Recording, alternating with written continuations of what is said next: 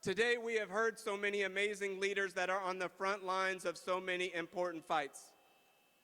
I'm now proud to welcome our final speaker to inspire you once more. A leader who is living out Dr. King's words every single day. You know, we got to know him more in the heat of the campaign of 2024. A teacher, a coach, a military veteran, a former member of Congress, and now a governor. During his tenure as governor, he has ensured universal free school lunches for students.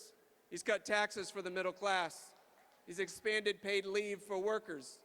And he's fixed an old car or two along the way. He is living proof that progressive values and pragmatic results can go hand in hand. And he does it all with a smile on his face and a pep in his step, generally fueled by lots of Diet Mountain Dew. California Democrats, I wanted you to put your hands together and give a warm California welcome to the governor of the great state of Minnesota, Governor Tim Walz.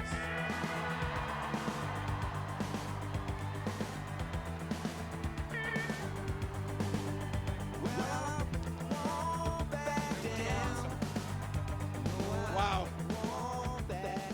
Well, good afternoon, California Democrats. Chairman Hicks, thank you for the kind introduction and your fearless stewardship of the largest Democratic Party in the country. I'm proud to be back in the home state of Vice President Kamala Harris. She was such a talented and accomplished nominee, and I was proud to join her on the ticket. America is far better off because of her grace, her courage, and her patriotic leadership. It's also a thrill to be back in the great state of Nancy Pelosi. When we were in Congress together, I routinely saw Nancy Pelosi do things that Mike Johnson could only dream about in his wildest dreams. And she did it in 5-inch heels. Badass is the definition when you look it up. California, your governor, my friend Gavin Newsom, a thank you for that. Two excellent senators, Senators Padilla and Schiff, who I've gotten to know. And in a point of personal privilege, an incredible congressional delegation of House members who I count amongst some of my dearest friends. Some of the new members you sent have proven to be superstars. You need to send them all back and a few more to join their ranks. But my real thanks go to the VIPs who are here today. The union members in the House, thank you. And a special shout out to my fellow public school teachers, thank you. So the teachers in this room know you've been here all day. It's 4:30 in the afternoon. I taught long enough to know that 1,000-mile stare you got going on, so shake it out a little bit here. And to each and every one of you who took the time to come here, it is an honor to be with you here today. Look,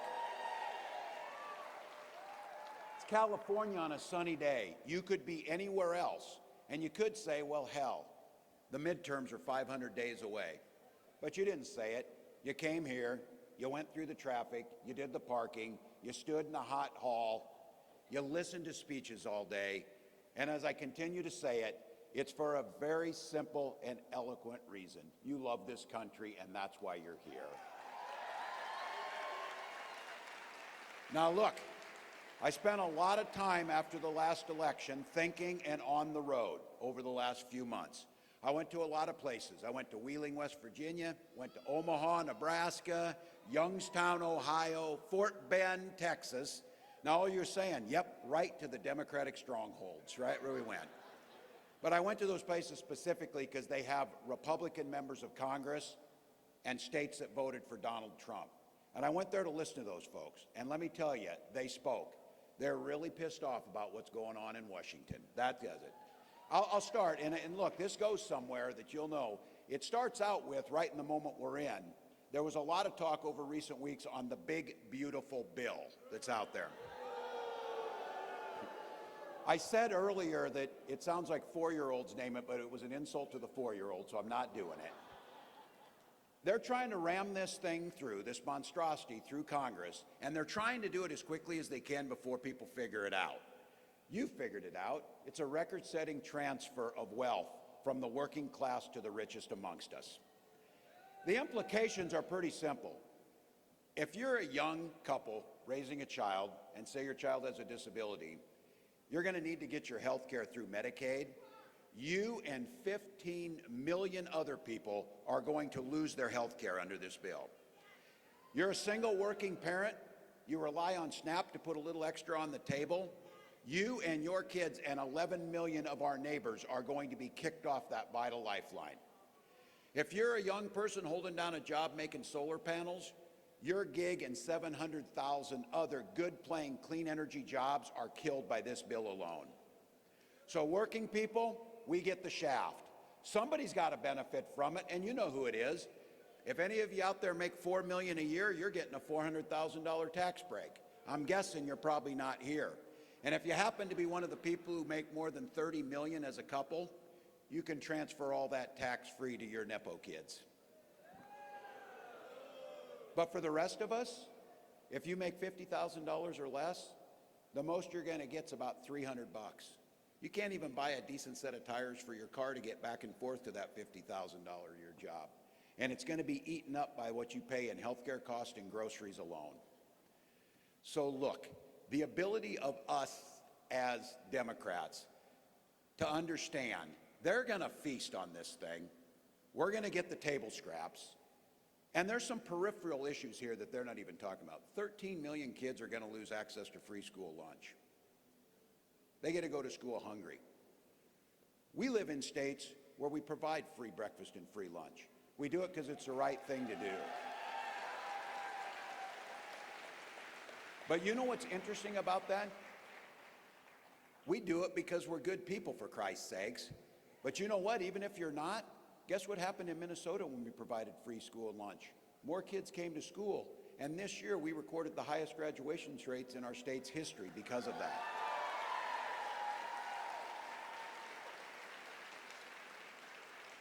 You could be a cruel a-hole and it's still the right thing to do because your economy is going to grow by providing those kids breakfast and lunch. Look, 200 Planned Parenthood centers are going to close. 5 already closed in Minnesota. Hey, but there's an upside to the bill. It's cheaper to get a gun silencer now. There's even a tax break in there for tanning beds. So look, you know what they're doing.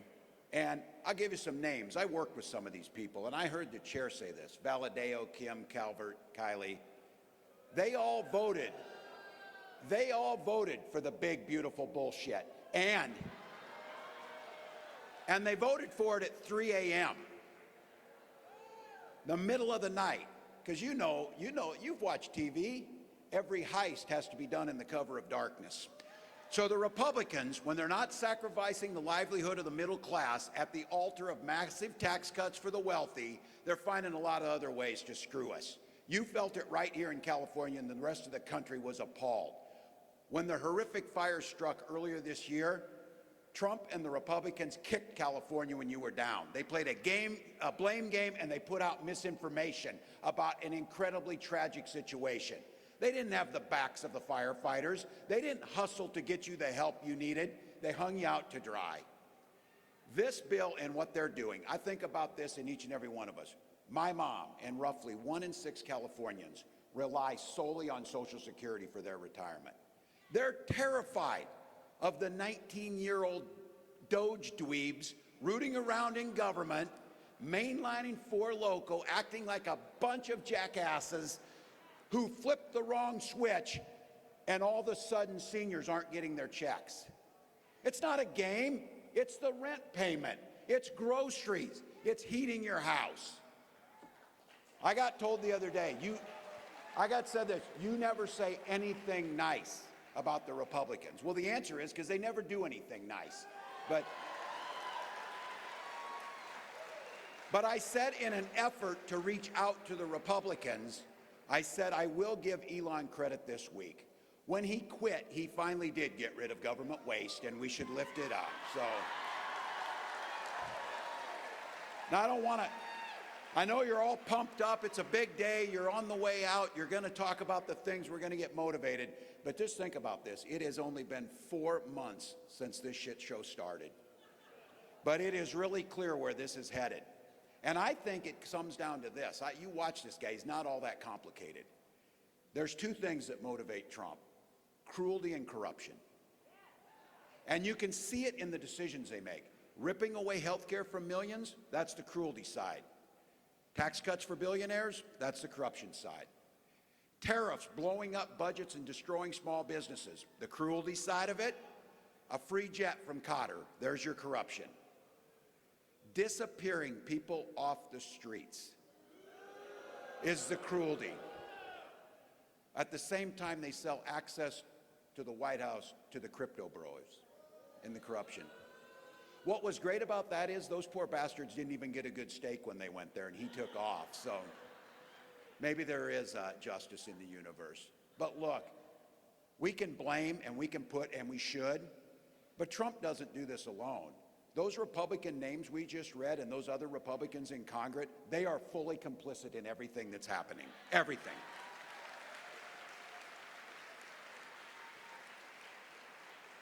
And don't even get me started with anybody who's in elected office right now and wants to call themselves moderate. There's not one damn thing moderate about what they're doing or caving into him. Not one thing.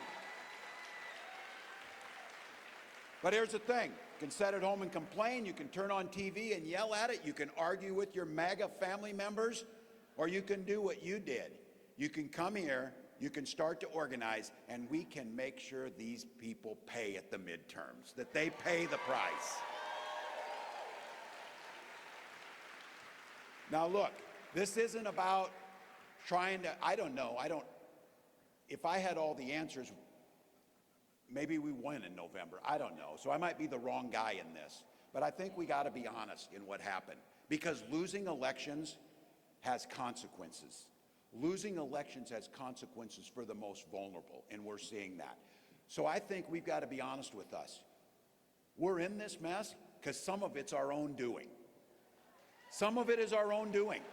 Again, I may be the last person to lecture on this topic, but I'm going to tell you, none of us can afford to shy away from having hard conversations about what it's going to take to win elections. Here's the fact I came to, and it's not easy to come to this conclusion. I came to the fact that the Democratic Party, the party of the working class, lost a big chunk of the working class.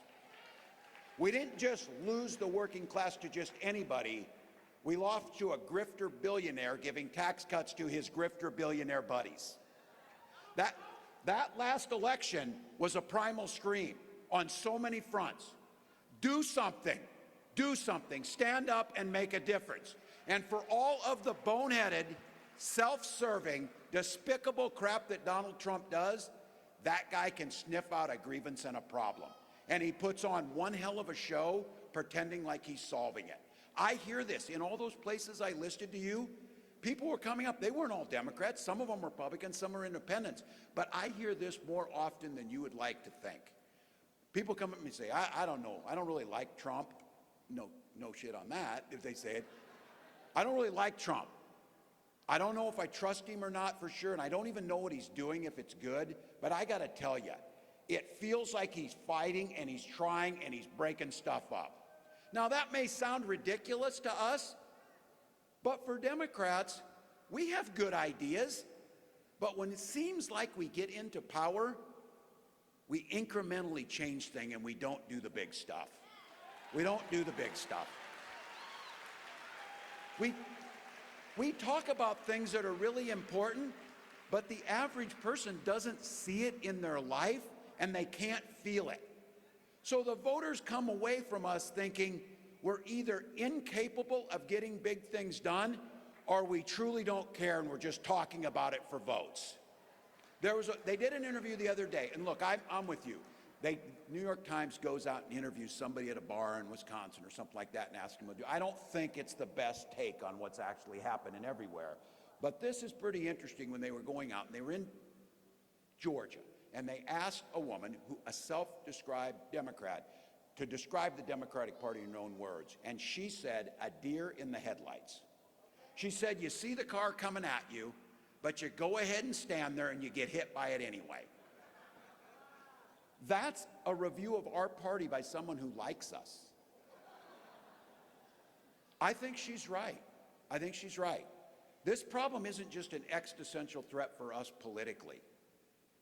Fixing what we're not doing and what we can do is demanded of us morally, because we are fighting for working class people, and it's supposed to be our DNA to work for those people. We used to be the party that had the courage to do the big, bold stuff. It was us who built Social Security. It was us who led the civil rights movement. And it's us who have to rescue the damn economy after Republicans screw it up every single time. And you know we're going to have to do it again. And I would say it's because we have to have competence to get the basic stuff done, like helping folks find meaningful work that pays a living wage so they can buy a home in a safe neighborhood and send their kids to good public schools. But somewhere we strayed from our North Star. Right here, right now, Trump and the Republicans are going to screw stuff up enough with the working class. We're going to have an opportunity to be their champions. Now look, I'll tell you this. It seemed pretty obvious last November that there was a pretty stark choice, but we need to be honest about this. It apparently wasn't for a large number of people who did not vote for Donald Trump, but they stayed home because there wasn't something viscerally in them. When I was growing up, it was easy. If you ask someone, what's a Democrat? I don't know, that's the union people. They fight for the working people. What's a Republican? I don't know, they're the country club people who work for the rich. That was a pretty apt general, description of where it was. If you ask people today what a Democrat is, they say a deer in the headlights. We've got to find some goddamn guts to fight for working people in a way that really makes a difference. And I know some of you are like, oh my God, it took getting your ass kicked to figure that one out. No, what I'm telling you is that we, for some reason, are like super cautious that we might say something that offends somebody. We might say something that offends the Republicans because of the way they're acting. You can't appease dictators. You can't appease people. And I think our states, California becomes the target of the Republicans so much. This was a saying Nancy Pelosi said to me, and she gave a baseball analogy out of this that was wonderful. She said the Republicans hit at California so much, just like pitchers only throw at batters who can hit home runs. And the idea was California is the laboratory of experiments when it comes to making sure everyone is heard, that people are valued, that our democracy is heard. And you know what? It's messy, and it's loud, and it can be disruptive.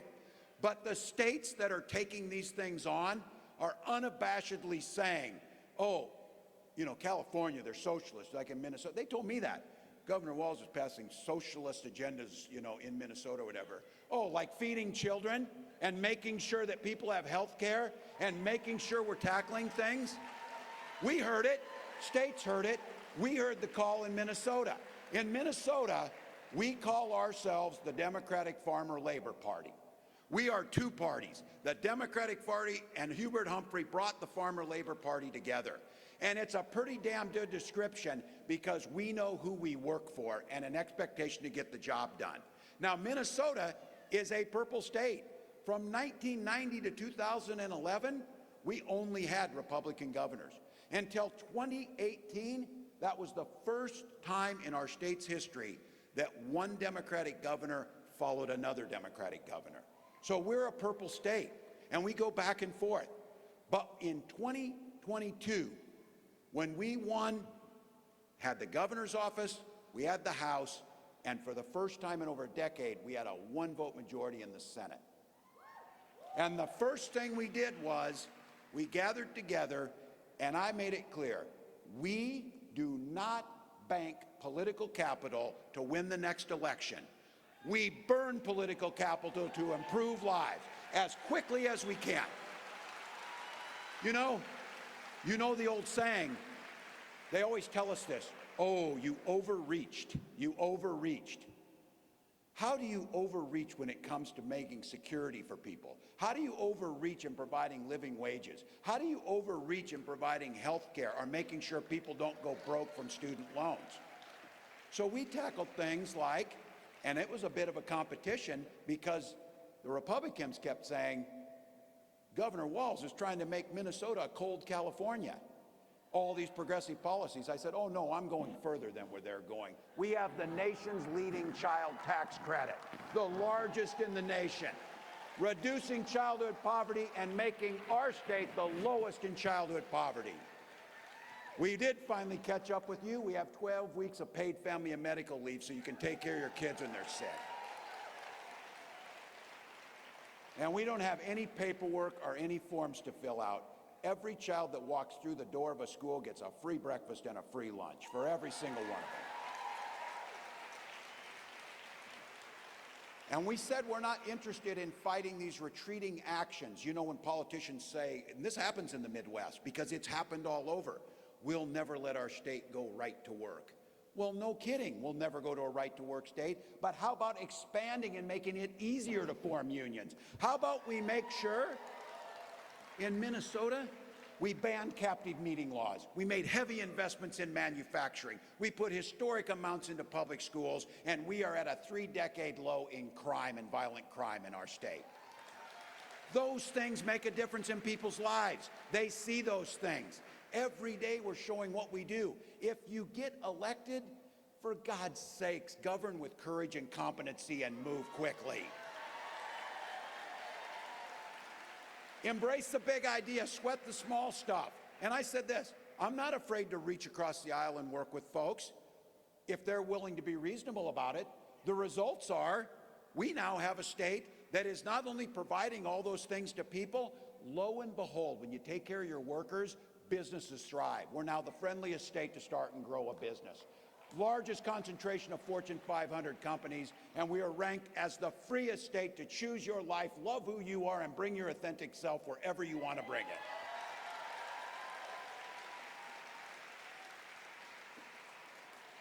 And the two that I'm most proud of, recently named the best place in the country to raise a child, and this one, I'll own it, we rank second in another category. We're the second happiest state. It's cold as hell, but we're still happy about it. Hawaii ranks first. We'll give it to them. Look, I left the public school classroom not to get elected to office. I went to fight for the very things I was seeing in my friends around me, to fight for the middle class, families just like my own. Look, there's folks that doubted us. Those of you in here know this. I did not know this when I ran in my congressional district. There had been one Democrat since 1892. And all the pundits and all the power to be and all the consultants said, oh, isn't that sweet, public school teachers running? And then you could tell they would turn around and say, what a dumbass. He's never going to win. Well, we did win because people want to see people who look like them. They want them to fight for the things they have. And they want to make sure, as I've said numerous times, don't underestimate working people. Don't underestimate folks who know what it means to have to work a full day to make sure that they're able to provide for their families. So look, I'm convinced, I know it's old school, I'm convinced on this. There is an appetite out there across this country to govern with courage and competency, to call crap where it is, to not be afraid to make a mistake about things, but to show people who you truly are and that they don't have to wonder who the Democratic Party is. Oh, are you going to go to a cocktail party with somebody who's super rich and then pass a law that benefits them? Are you going to work your ass off and make sure our kids get a good education and make sure it's free? That's what they want to know. So we got to get rid of the calibrating our words. We got to get rid of poll testing things, as I've said to this. Do you know that people want to be able to own a home? Really? Somebody polled that recently, that they're like, yeah, they'd like to do that. So get out there and listen to people. Have the guts to fight for them. In the short term, I'm telling you what, we have to push back every single day to what Trump is doing, every single day. We have a responsibility to make sure that come hell or high water, we're working for the middle class. We're making sure they get a good job. They can own a home, their kids are safe, and they can retire with dignity. And the thing that we know this is, when we're fighting for all those things that seem pretty clear, we can do multiple things. For those who tell us we should give up on what Republicans have decided are social issues or distraction issues. A woman's right to make her own health care decision is a fundamental decision. It's not a distraction issue. It's not something. I heard folks say we should focus on the tariffs, not that Abreu Garcia was pulled off by masked men, thrown in a van and shipped off to El Salvadorian gulag. We shouldn't do that. Who the hell are we as Americans if that's not a top priority of ours to protect that due process?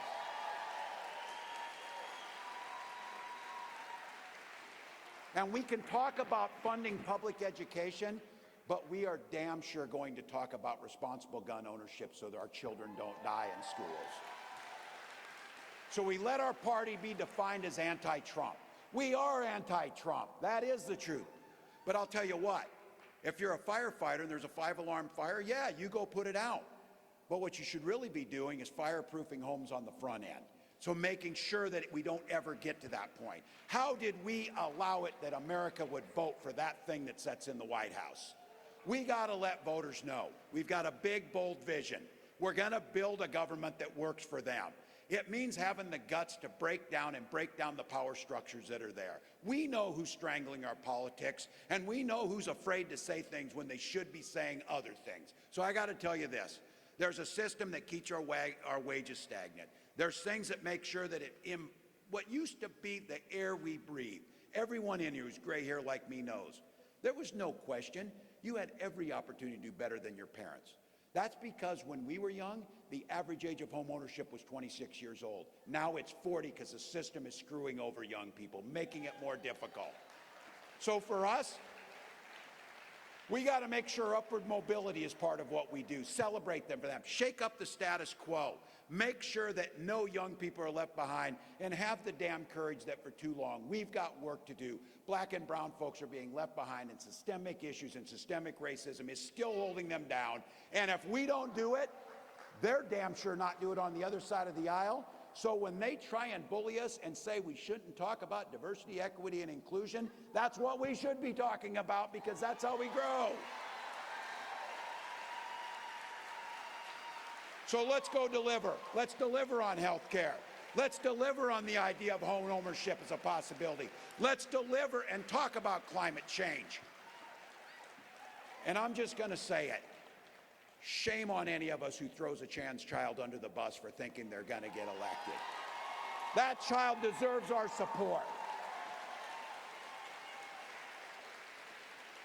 Don't worry about the pollsters calling it distractions, because we need to be the party of human dignity. If we're going to stay and they're going to believe us, we've got to fight in every part of the country. We've got to fight in every red state. We've got to fight in every congressional district, because we've got a problem right now with image, because we've allowed them to control the narrative. We've allowed them to define what things are. We've allowed them to tell us some states are red and some are blue. That is crap. Our policies improve lives. Our policies grow the economy. Our policies make us safer. And our policies live up to our true American values. So we better say it. If we're talking about all these things in here and we've got a platform, it better mean everybody gets a seat at the table. Every single person. So look, you know it. I'll say this. Losing an election doesn't mean you have the right to retreat from a fight. What it means is you get back in the fight more than ever. We lost. Our party lost. We did not take the House. We did not take the presidency. But we're not here. Winning elections is the damn means to an end. The end is improving people's lives. We didn't win, so we can't improve lives. We got to go back out and make sure we're doing it. So look, right now, people just want to know one thing. Do you have the guts to fight for me? And do you believe in what you're saying? Politics isn't left and right anymore. And I'm telling those people at those town halls, they don't really care. They're judging people on their willingness to stand up and fight. They don't want to see us standing like a deer in the goddamn headlights. And there's a good reason for that. Nobody votes for roadkill. Nobody votes for roadkill. So I'll end with this, and you've heard it. Teachers in here know it. It's dang Nearly 5 o'clock, I'm standing between you and dinner and drinks with your friends. I'm an eternal optimist, and the teachers in here know you supervise the lunchroom, you remain optimistic when you see those kids. But I'm optimistic because our path back starts with winning elections this year. We win the governor's race in Virginia. We win the governor's race in New Jersey. That builds momentum that in 2026, we fire that merry band of dipshits that are backing Trump on everything. We take back the House majority, and it goes right through California. There's gonna be a bunch of voices come. Our fight is now. There's gonna be a lot of voices out there. Everybody needs to be on the field. Every lane needs to be full, and we need to prepare ourselves to fight on every single issue. So California, thank you for what you do. Thank you for leading. Let's get ready to kick their ass. Let's go.